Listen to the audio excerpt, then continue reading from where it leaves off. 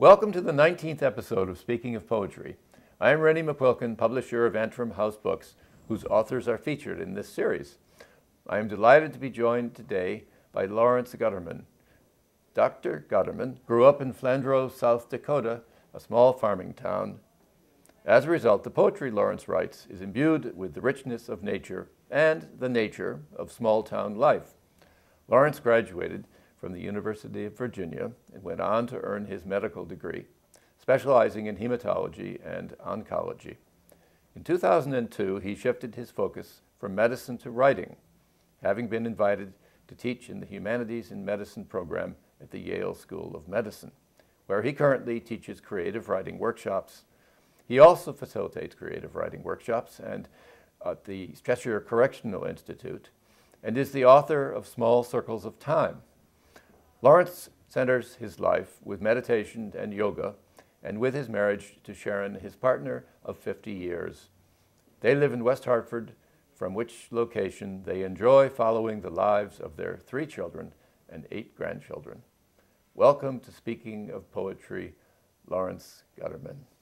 Thank you, Rennie, for inviting me to participate in this series. I'm looking forward to the reading today, and I'm going to be reading some poems from my book, Small Circles of Time. This was published 2 years ago by Antrim House.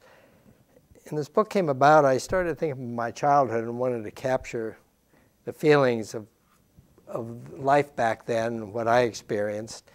And so I decided, let's see what would come out of it. And I was reading poems by Ted Kooser, who grew up in Nebraska. And as I was reading some of his poems, I realized why they resonated, and it gave me the feel of that's what I've also experienced. And I think that gave me the idea of how to go about approaching this. So I started thinking about my life, and I will share various poems, not all about family, also about life in South Dakota, in a small farm town of about 2,500. And I'll start with a poem called Bank Fishing for Bullheads. I start to write, flounder.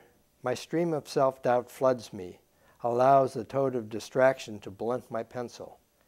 The riverbed of my mind is a haven for these amphibians. 3 or 4 sit on each leaf of my lyrics until reading Bank Fishing for Bluegills tips over their rafts, floats me to the bank of the Sioux. 10 years old again, ball cap on my head, I swat mosquitoes with a stick, wait for bullheads to bite. They nibble like metaphors at the line bobbing up and down. I thought back about my father, who came over from Russia, was settled in this small town in South Dakota. And I was in Israel at the time, sitting in an outdoor cafe, and started writing and reading, thinking about him. And this poem came out of it, and it's called Cafit, Cafe, Jerusalem for Dad. Outside, a folding chair, the transient's pew. One of 4 Sabra waitresses brings me an espresso, twists among tables tight as messages, folded into the western wall. My visit to Yad Vashem today recalled you. I heard your accent, voices from Kalinkovich. At 16, you emigrated to Iowa with 2 brothers and a peasant spark for a living, then on to South Dakota. On the flat lands of Flandreau, you owned the general store, schmoozed with farmers till Saturday midnight. I shelved Campbell's vegetable soup cans, rows straight, labels to the front, worried you would see a can out of line. You drove 80 miles on Sundays, bar mitzvah lessons for my brother and me, fed your soul on starting a synagogue, a day school, gave me few choices, be a doctor, rabbi, or lawyer. I can see the pride in your gait, twin sons in medical school. You reconnected to Russia, Yiddish songs, late afternoon schnapps with friends, money sent to your parents and sisters. I wonder how you felt as you crossed the ocean, forever parted. Every Pesach I light your Yortzeit candle. You appear in the rhythm of my fingers as I make gefilte fish, as our family gathers for Seder, when I hide the afikomen for my grandchildren to find. 21 years later at Cafit Cafe, I touch your death more than at your graveside. Wish I had traveled with your memories, has sought your heart, not your nod.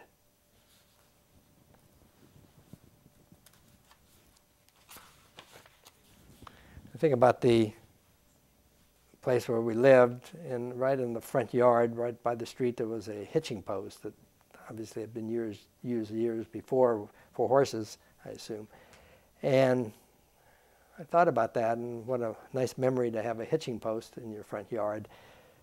And I decided to write this poem called Hitching Post. That's me now with white hair. The darker years seeped into the ground. I've grown taller in confidence. Reminds me of the rusted hitching post sunk deep into the soil in our front yard by the curb on 2nd Avenue, with 2 metal rings like eyes, looking for the reins of the freckled-faced boy holding on tightly. This next poem, entitled 7 Years Old, and has special significance for me because when I was 7 years old in our yard, I remember going out there and finding a bird on the ground, and it was a small baby bird, and it was not alive, and I held it, and I wrote a little poem about it. But just 2 years ago, my then 7-year-old grandson was visiting at our yard, sitting in the back. And then he went in the house, and I walked in. The next thing I knew, he was looking across the street, and he told me there was a bird had fallen. So we walked over there, and he picked up the bird, came back, and sat down. And he was so in awe of that because he loves birds, and he couldn't believe, after reading my poem, that I'd held a bird also at 7 years old. So this poem has special significance now for me, even that many years later. 7 years old. I run outside to play, see a robin on the grass near the oak tree. The mother above in the nest watches as I pick up her baby and look at its quiet belly, its wings the color of twigs. A reddish-brown leaf spirals in front of me. A couple of years ago, I was looking at our local newspaper from South Dakota online, and I noticed an obituary. And it was Frank, who had grown up with me in this small town, and he was very competitive, as I was, as far as getting good grades. And I noticed he had passed away, and that struck me as suddenly realizing the vulnerability of age and having someone who I grew up with no longer present. And I wrote this poem about Frank. It's called Frank's Death Notice, age 71.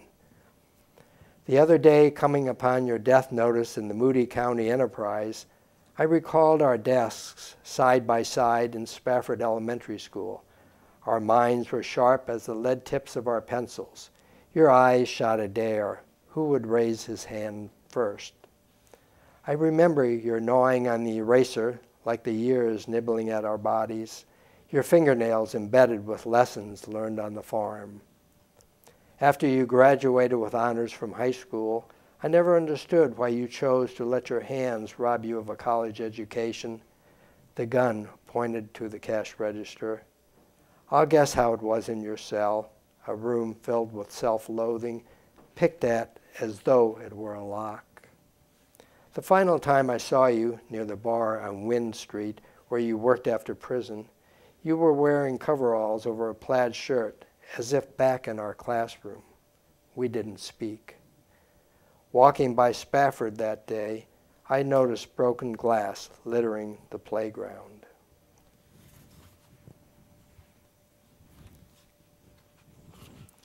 One of the fond memories I have is working in my parents' general store, and we were in the back room where we would sort out vegetables and potatoes and throw away the rotten potatoes. Well, also, we would candle eggs.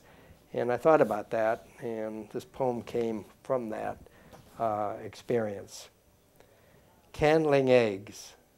Candling eggs in the delivery room of our family's general store, I walked past sacks of spuds, boxes of onions, turnips, and cabbage to a darkened corner. I turned on the candling light, rotated each egg like a precious gem in front of the bulb to rate clarity, detect a flaw, like the sun holding the earth in the palm of its gravity. I remember at my bar mitzvah, the Torah was held up to the light streaming in through stained glass windows, as if to candle the embryo of my 13 years.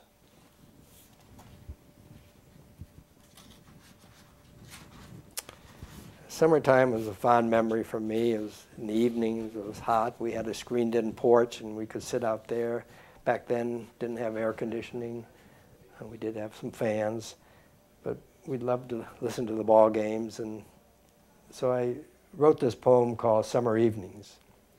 Summer evenings on our screened-in porch with one overhead light bulb hanging like a fly ball. My twin brother and I sat on the glider with 3 flower-patterned cushions, listening to the Yankees games on radio. The dry, warm air quiet as the full moon. Moths sitting in the bleacher seats of our screens. Yogi, Joe, Scooter, our heroes. Our father made root beer floats, refreshing as a 7th inning stretch. Our mother joined us with her knitting, mitts and gloves for winter days to replace the gnats and bats of summer nights. Then I thought about winter, and I think people who were here I think it was in February when we had that wonderful blizzard with 3 feet of snow. And I would tell everybody this is what I grew up with in South Dakota and experienced all winter. And here's a poem called Winter.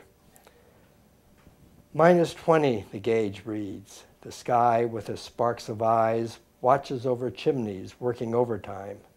Icicles hang like sleeping bats. Hot chocolate, popcorn, and Tripoli warm the den.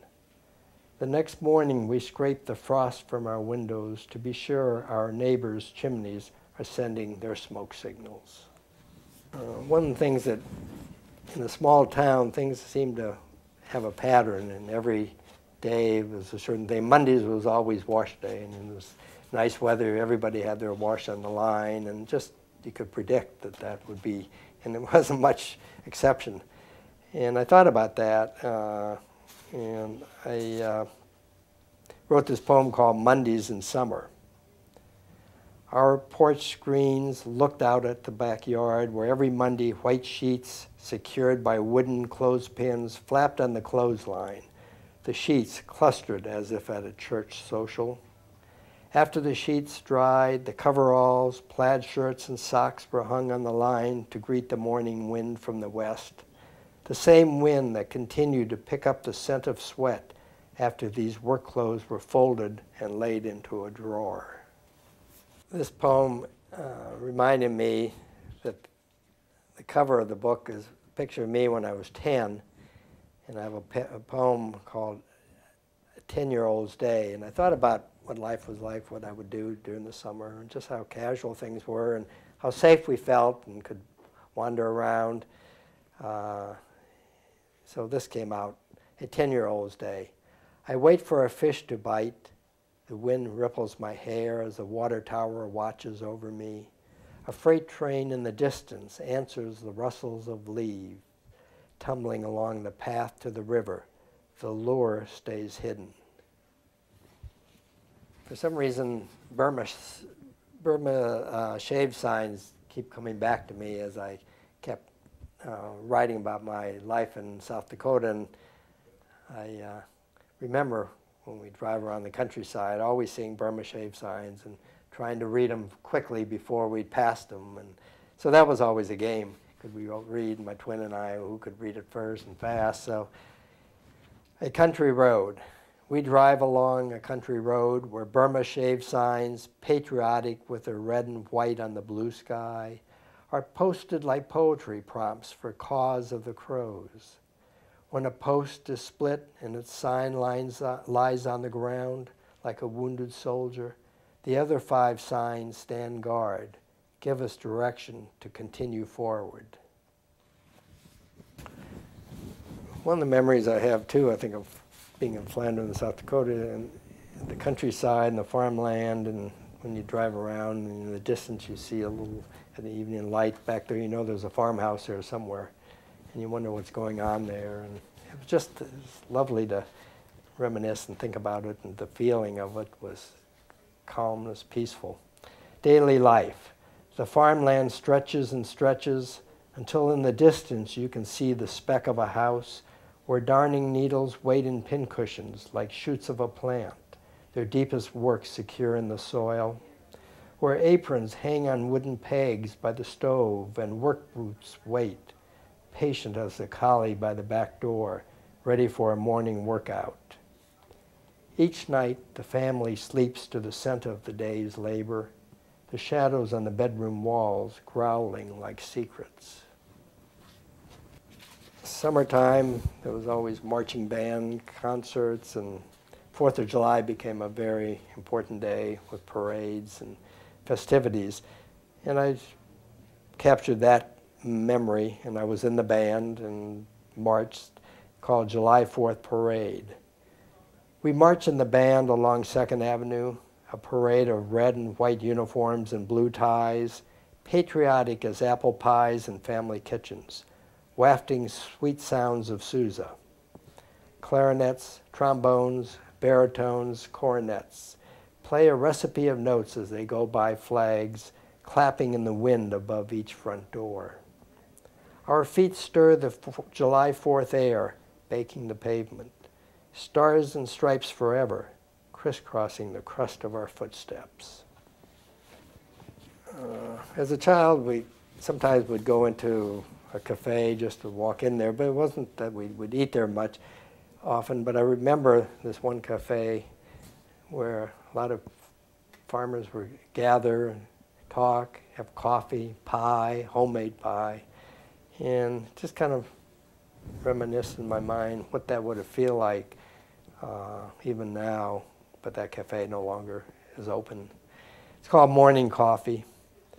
The old men in their bib overalls, like tractors abandoned at the edge of the barn, sit at 10 in the morning at Lil Nace's Cafe, drink Sanka from chipped mugs and dunk glazed donuts. Soybean and cattle prices sunk deep in their memory. They spout off to the younger generation who have dismantled the rusted-out machinery of advice. Each day, the old men return for coffee and freshly baked pie. They gravel the smoky air with their voices, no longer aware of the latest market report. Nearby, I remember a neighbor we called Granpa Snyder.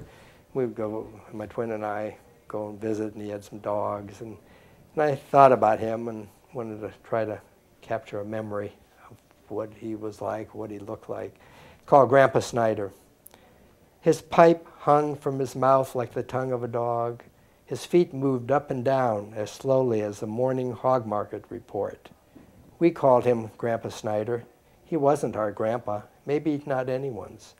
He lived catty-corner across the street and down 2 houses near the water tower, with 2 Scotties, Blackie and Lucky, the white one. That's how we referred to people back then, or by the garden they planted year after year, or by their front door. It's been closed all day. We should go check on him.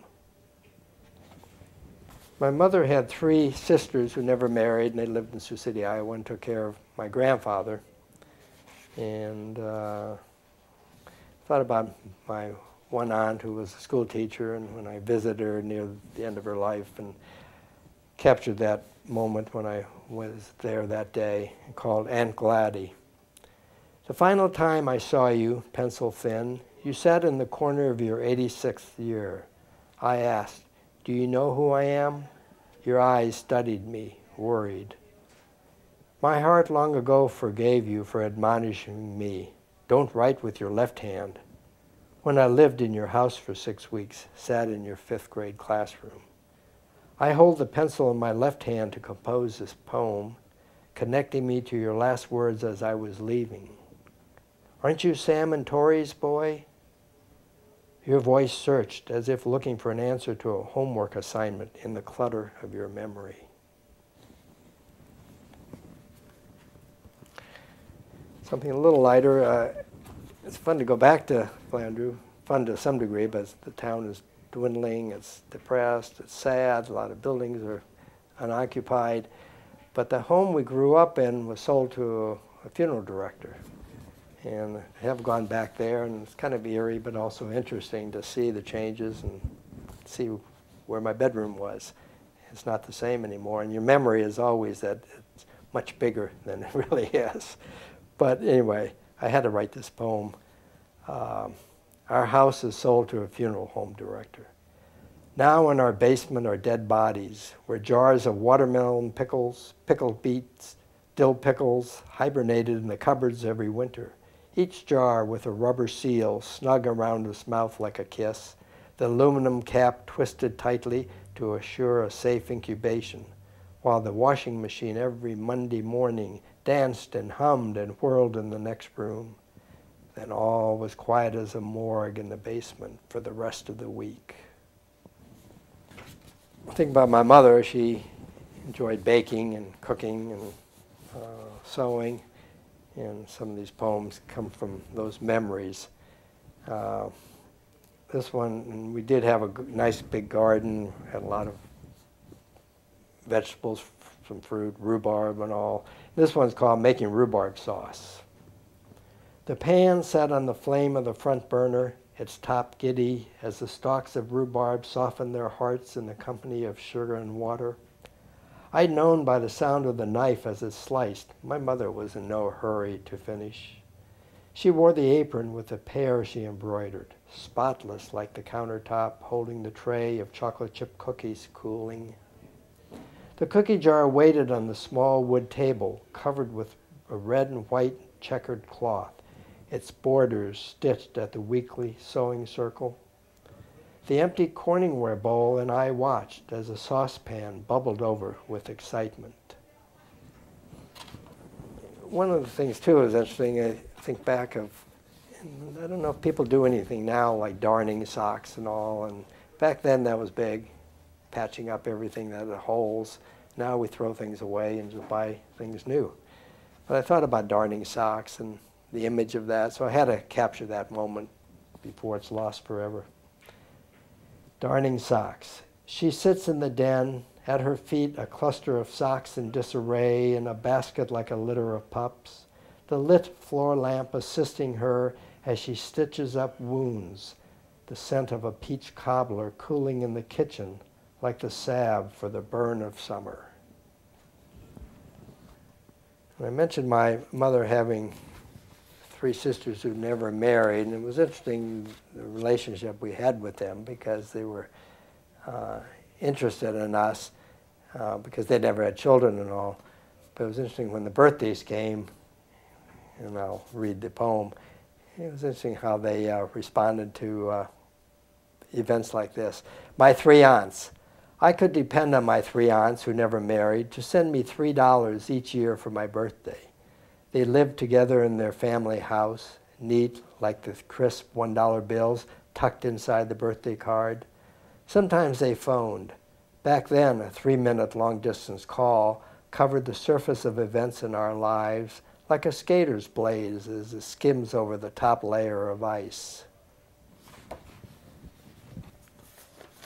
I mentioned my twin brother, and I think I'll back up a minute to read a poem. On a quiet side street for my twin. Today I watch the robot arms of the truck pick up the trash can, flip it, the garbage tumbles out and is caught. Reminds me when we'd throw the rubber ball to the sky and wait for it to drop into our bare hands as we stood on Lindsay Street by the side of our house. You made sure I didn't get credit for a bobbled ball. Winning meant more to you. I preferred the freedom of the ball, its lightness of flight exploring as though propelled from a dream.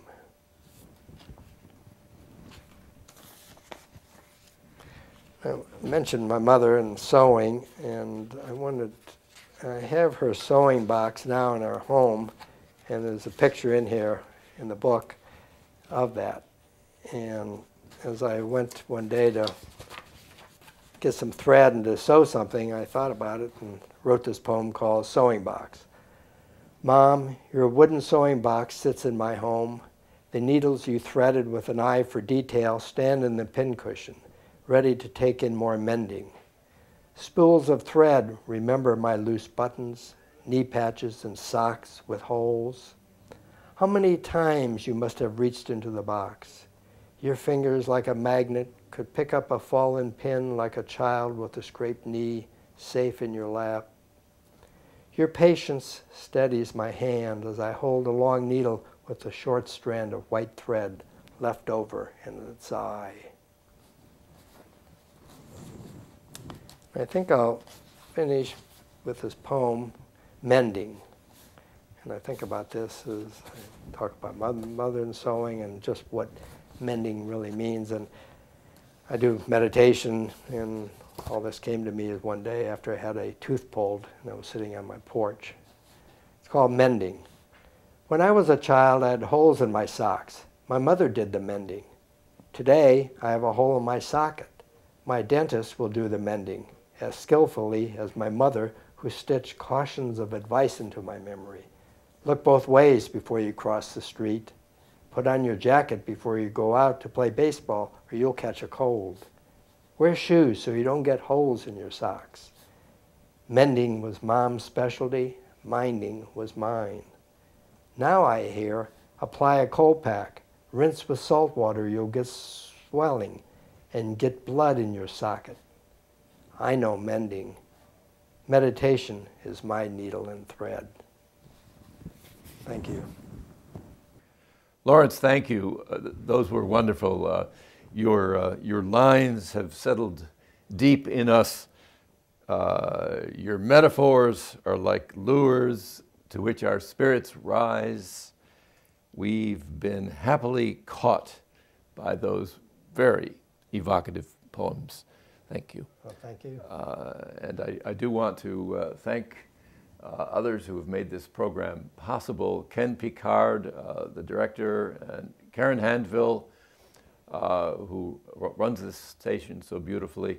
And I would like to invite you to learn more about Lorence Gutterman and read samples of his work on the Antrim House website, antrimhousebooks.com.